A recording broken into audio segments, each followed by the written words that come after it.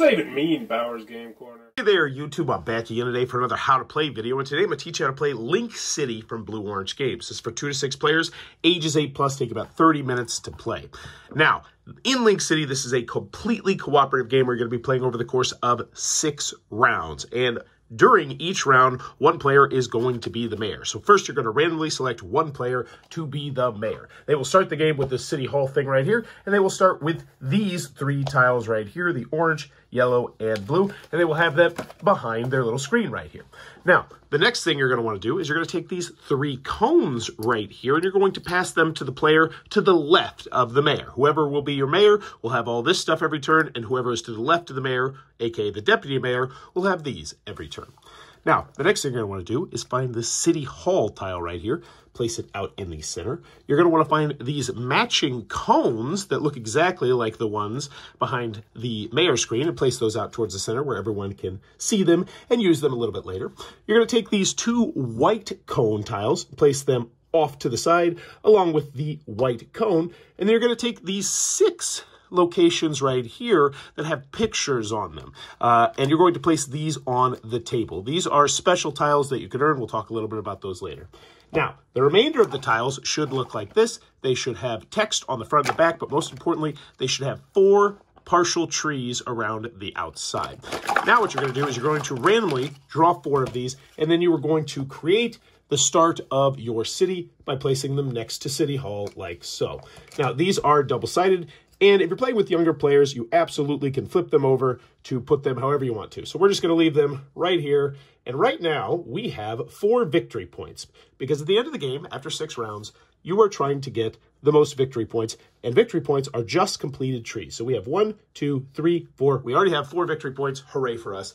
But now, we've got the game ready to start. So the mayor is going to randomly and secretly draw 3 tiles out of the box, and they're going to put them behind their GM screen. Once they've done that, the deputy mayor is then going to take the cones, and they're going to place them where we are potentially going to be building this round.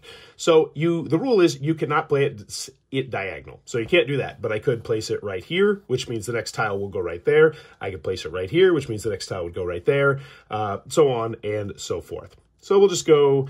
we'll go right here. So those are the spots where we are going to try to build. So now that the deputy mayor has decided on those 3 spots, now the mayor is going to take a look at the tiles they have down here and try and figure out where they think it would make the most sense to put these different places. So let's take a look. We have a pharmacy or a thrift shop. We have dry cleaner or bank, church, or 5G cell tower. So 5G cell tower, I don't think we're going to want that near a 5-star hotel. That just doesn't make much sense to me. Bank near a 5-star hotel, kind of makes sense. Dry cleaner, probably not. Thrift shop, probably not.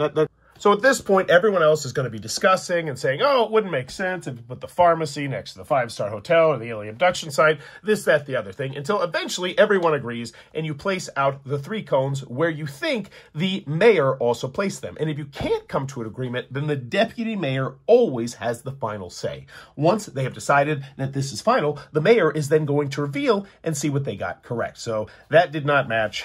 That did not match, and oh no, we really sucked this round. So in this scenario, we would not actually get to build any of our 3 buildings where we wanted to. Now, the good news is, even if you don't correctly match the cones, you still get to place buildings, but you have to place them at diagonals. And the mayor gets to do this however they see fit. So if they wanted to just do something nuts and just keep extending out the city, they can. And that would be the end of the round. The mayor and the 3 cone tiles would move to the deputy mayor, and the deputy mayor cones would move to a new deputy mayor, and they would rinse, wash, and repeat until you've got completed 6 rounds. However, we're not going to do that. Instead, we're going to pretend that they had matched everything up correctly. Let's just pretend that they got it all right, because now I can show you how you can get the cool bonuses. So let's just pretend they crushed it out of the park. They did this here, so they said, oh yeah, we figured out that this went here, and this went here, and this went here. And yes, I might have gotten that incorrect, but I'm showing you for example purposes. So they got everything right. So all of them get built, which means they are going to gain more points at the end of the game. But because they were able to complete a perfect round, the first time you earn a perfect round, you earn an extra cone. So the mayor will always have a white extra tile, and the other players will also have that, and then the deputy mayor will also have a white extra cone. So essentially you just get 4 tiles each round. But Also, every single time you complete a perfect round, both the first time when you gain the white cone and then every other time after that, you get the top tile from this pile.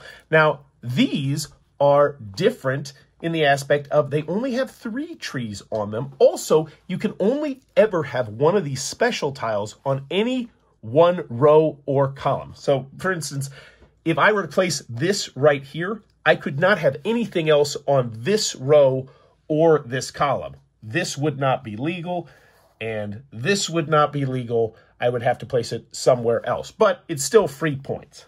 Plus, these special tiles are very distinctive places, and the more distinctive places you have in your city, the easier it generally is to play out tiles. After the 6th round, you're going to count up all your completed trees. That will be the number of points you have, and then you can check down here to see what level your city is. But that's how you're going to play Link City from Blue Orange Games. If it looks like it might be your cup of tea, be sure to check out that Amazon link down below. My family's really digging this one. Also, if you want to support the channel, please consider subscribing or supporting the Patreon. Go have a good one.